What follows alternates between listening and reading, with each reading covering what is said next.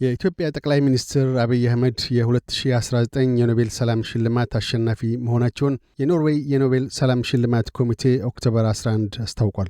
The Norwegian Nobel Committee has decided to award the Nobel Peace Prize for 2019 to Ethiopian Prime Minister Abiy Ahmed Ali for his efforts to achieve peace and international cooperation, and in particular for his decisive initiative to resolve the border conflict with neighboring Eritrea. ይህንኑ የጠቅላይ ሚኒስትር አብይ አህመድ የ2019 የሰላም ኖቤል ተሸላሚ መሆኑን አስመልክተን ኢትዮጵያውያን አውስትራሊያውያን አታዮችን ተቀብለናል። አታያቸውን ያጋሩን ዶክተር ሸሪፍ ሰይድ ከካምብራ፣ ዶክተር ግርማ ሞላ ከፐርዝ፣ ወይዘሮ ሐና ለገሰ ከሜልበርን፣ አቶ አንተነህ ገብረየስ ከሲድኒ ናቸው። ጤና ይስጥልኝ። ዶክተር ሸሪፍ ሁሴን ሰይድ እባላለሁኝ። የምኖረው ካምበራ አውስትራሊያ ነው። ኤስቢኤስ በዶክተር አብይ የኖቤል ፕራይዝ ተሸላሚ መሆን አስተያየት እንድሰጥ ስለጠየቀኝ በጣም አመሰግናለሁኝ። እንግዲህ ዶክተር አብይ የዚህ ፕራይዝ አሸናፊ በመሆናቸው እጅግ በጣም ደስ ብሎኛል።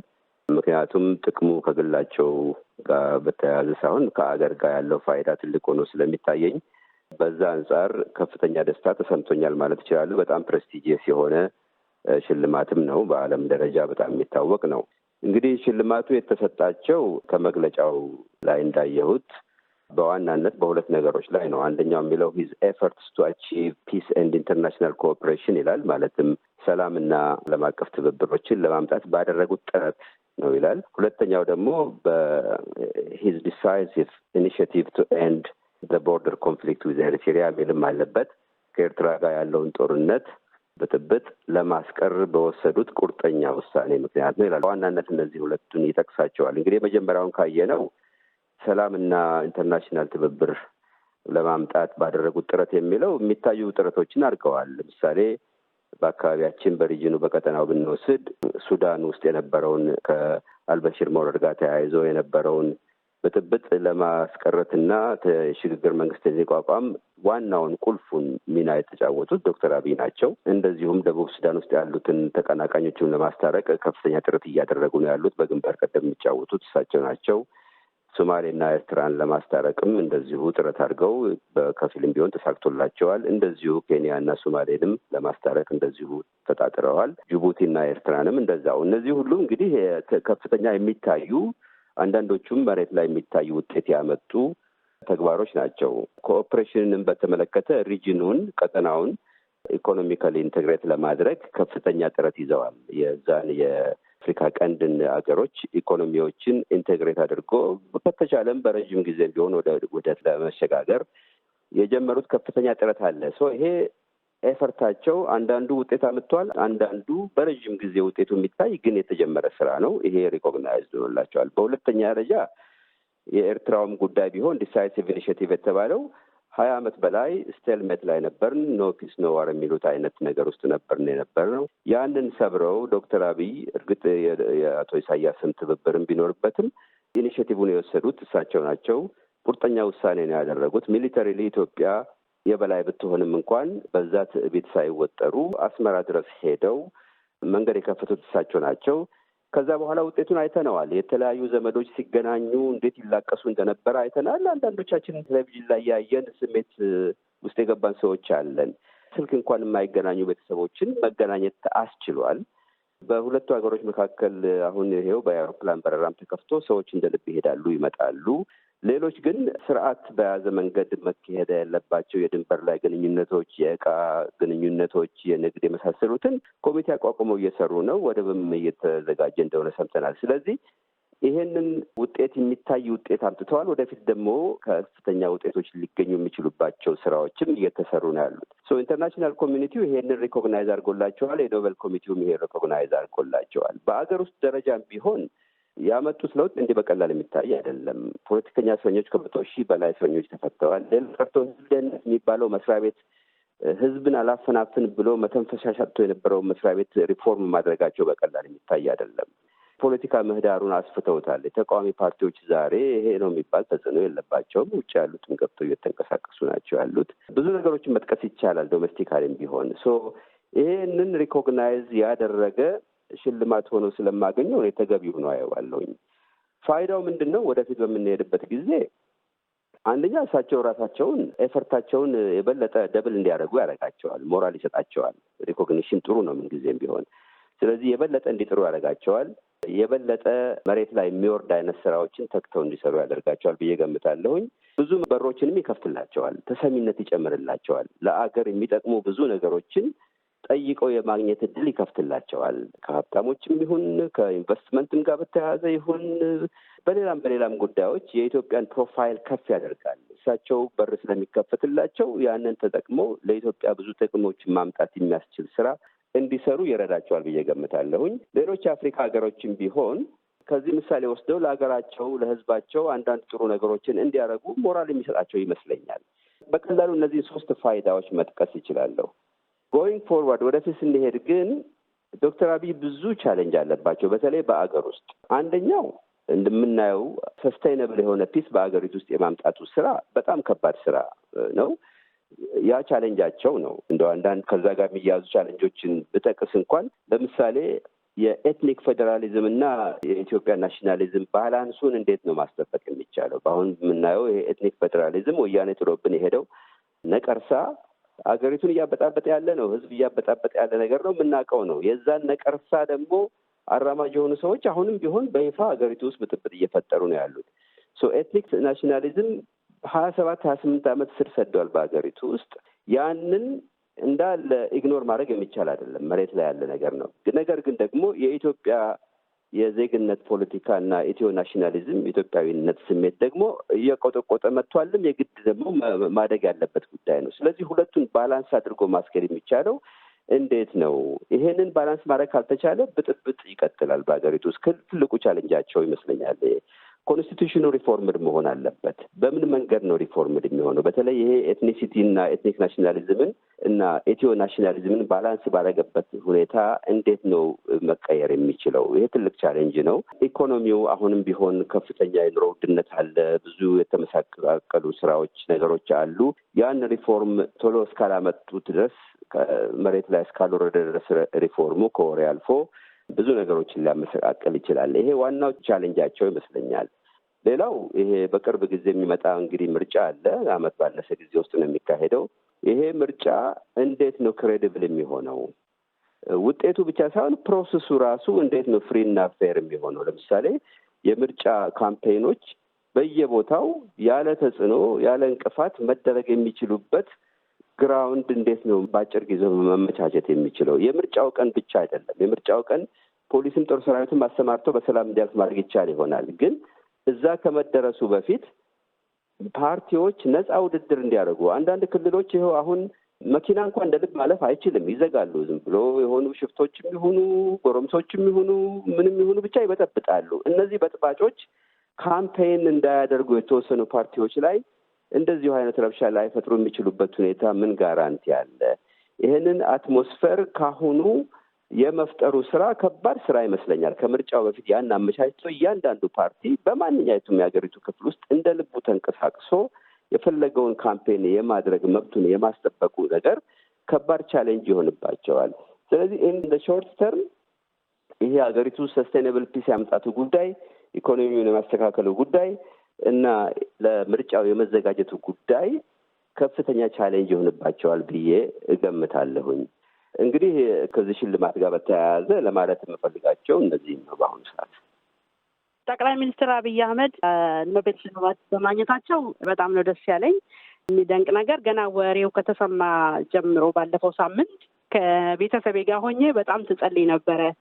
ምክንያት ሌላም ሰው ሊሰጥ ይችላል የሚልም ግምት ስለነበረ እግዚአብሔር ለሳቸው እንዲያደርገው ትጸልይ ነበር ከነ ቤተሰቤ። ያ ደግሞ ምክንያት አለኝ፣ ሰውየው ይገባቸዋል ብዬ ስለማስብ ማለት ነው።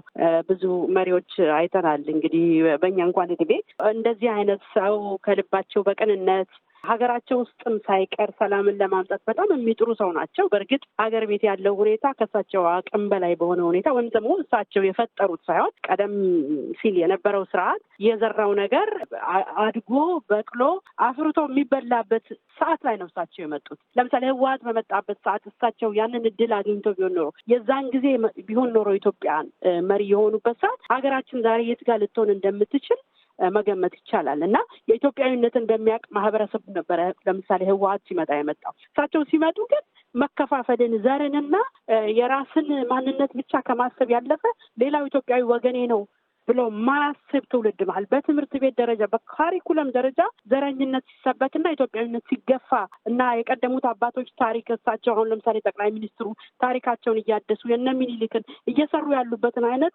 ታሪክ የዛን ተቃራኒ ሲሰራ በነበረ መንግስት ውስጥ ያደገ ትውልድ ስለነበረ እንቅፋት ገጥሟቸዋል። ይሄ አሁን የሚታየው ችግርም የእሳቸው የቀጥታ ችግርም አይደለም። ለመፍታትም ቢሆን ደግሞ የቱን ፈተው የቱን ያቆሙታል። በአንድ አመት ውስጥ በጣም ብዙ ቦታ ብዙ የፈነዳ ነገር አለ። እሳቸው እንደተናገሩት አንዱ ሲደፈን አንዱ ጋር ይፈነዳል፣ አንዱ ሲደፈን አንዱ ጋር ይፈነዳል። ይሄም እያለ ግን ጥረታቸው ከልባቸው ከማንም ወገን ከማንም ዘር ሳይወግኑ ለኢትዮጵያዊነት አድልተው በማድረጋቸው በሀገር ውስጥም ቢሆን የሚሰሩት የጀመሩት ስራ አንድ ቀን ተሳክቶ ይሄ ቀደም ሲል የተዘራው በዘር የመከፋፈልና የመበጣበጥ ሁኔታ ይቆማል የሚል እምነት አለኝ። ስለዚህ በውጭም ሀገር ቢሆን ከኤርትራ ጋር ያደረጉት ነገር ቀላል ነገር አይደለም። በጠቅላይ ሚኒስትር መለስ ዜናዊም ሆነ ኃይለማርያም ደሳለኝ ጊዜ ከ50 ጊዜ እንደገና ጠቅላላ ሲደመር ከ70 ጊዜ በላይ ሞክረው አልተሳካም ይሄንን ሰላም ለማውረድ ማለት ነው። ስለዚህ አቶ ኢሳያስ አፈወርቂም ቢሆን ልባቸውንና እኚህ ሰው የምር ለሰላም መዘጋጀታቸውን ስለተረዱ ይመስለኛል ከሌላው ኢትዮጵያ መሪዎች ይልቅ እሳቸውን ሀሳብ ያቀረቡትን የሰላም ሀሳብ የተቀበሉት እና ቀላል አልነበረም። በኢትዮጵያም በኤርትራም በኩል ሲባክን የነበረው ሀብት እና የሰው ጉልበትና የሰራዊት ብዛት እዛ አካባቢ የነበረው ያንን በአንዴ ማርገብ መቻል ራሱ ቀላል ነገር አይደለምና በደንብ ይገባቸዋል። እግዚአብሔር ይህንን ስላደረገላቸው እኔ በበኩሌ ደስ ብሎኛል። በእርግጥም ደግሞ የሰላም መልእክተኛ ያደርጋቸዋል እግዚአብሔር ብዬ ነው ማስበው። ናቸው ደግሞ ሰላም ለምድሪቱ ያመጣሉ። እግዚአብሔር የሚሰራውን ስራ በሳቸው በኩል አልፎ ለኢትዮጵያ አይደለም ለአፍሪካ የሚሆን ሰላም በሳቸው በኩል ይሰራል ብዬ እረዳለሁኝ። አና ለገሰ ነኝ ከሜልበርን። ስሜ ግርማ ሞላ ይባላል። ከፐርዝ ከተማ ነው የምኖረው በአውስትራሊያ። በቅርብ ዶክተር አብይ የኖቤል ሽልማት በማግኘታቸው ሀገሯን በሚመለከት በጣም ጥሩ ዜና ነው። የሰሩትን ስራ በውጭ ያለውን በተለይ በዲፕሎማቲክ በኩል ያለውን ስራ በመስራታቸው ይሄን በማግኘታቸው ለሀገሪቱ በጣም ትልቅ ስም ነው ብዬ አስባለሁ። ግን ይሄንን ካገኙ በኋላ ደግሞ በተለይ በሀገሪቱ ውስጥ ያለውን ያለመረጋጋት በዚሁ በሽልማታቸው ምክንያት ወደ ሰላም የሚያደርሱበት መንገድ ጥረት ቢያደርጉ በጣም የተሻለ ነው እላለሁኝ እና ላገኙት ሽልማት እንኳን ደስ ያላቸው ደስ ያለን ማለት እፈልጋለሁ።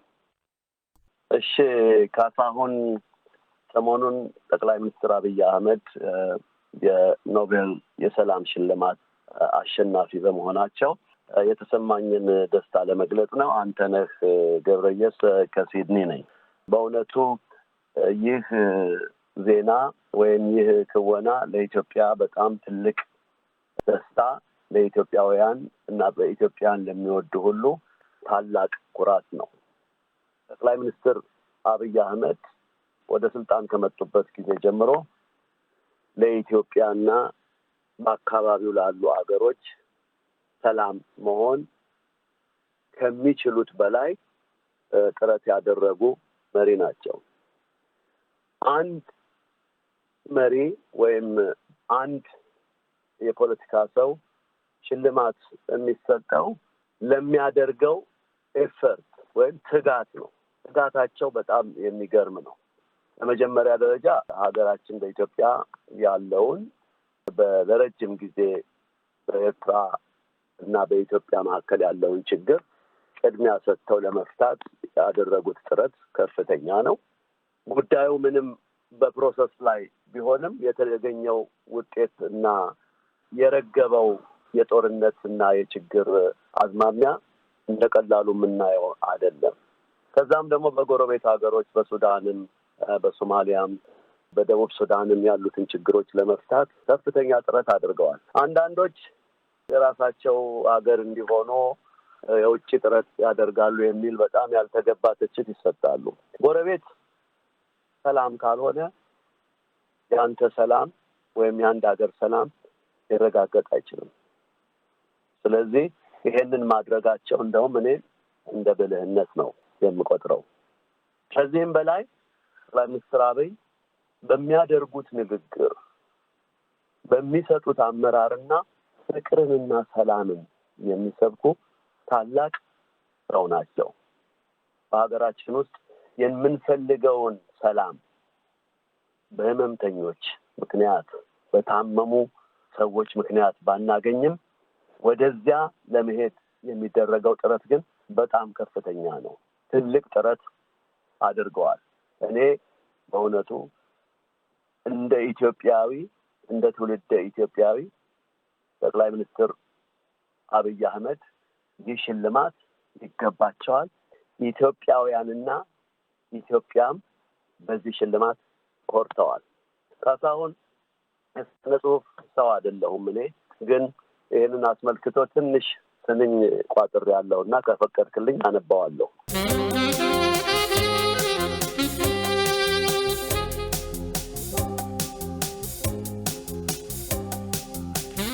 አብይ ኢትዮጵያ ታላቅ ሀገር ነች። በአብይ ምግባሯ ዛሬም ከፍ አለች። የጥንት ስልጣኔ የጥበብ መፍለቂያ የነ ሉሲ ሀገር የጥቁሮች መመኪያ ተዳፍኖ ነው እንጂ ከቶ እኮ አልጠፋም እና ታበራለች ለአፍሪካም ለዓለም። ሀገረ እግዚአብሔር ነች የኛ ኮከባችን ህብረ ህዝብ አበባ ኢትዮጵያ ሀገራችን። ልጆች ሞልተዋታል ስሟን የሚያስጠሩ ከዋክብት ሆነው በዓለም የሚያበሩ ከዓለሙ መንግስታት መድረክ ብቅ አለች በአብይ ስራዋ ከፍ ብላ ታየች። እሰይ እልል እንበል ተገኘ ወርቃችን ተከብሮ አልቀረም አብይ ድሪማችን። ሰላምን ቢያሳጡን ጥቂት ህሙማን በሰላም ተሸለምን አምላክ ይመስገን። አንተ መልእክተኛ አምላክ የላከህ በዓለም ታየልህ አብይ ምግባርህ የሰላሙ አለቃ ሁሌም ይባርክህ ይላል። እንግዲህ በዚህ አጋጣሚ እኔም ጠቅላይ ሚኒስትር አብይ አህመድ ለዚህ ሽልማት በመብቃታቸው እንኳን ደስ አለዎት ብዬ ደስታዬን ለመላው ኢትዮጵያ ህዝብ አስተላልፋለሁ። አመሰግናለሁ ካሳሁን።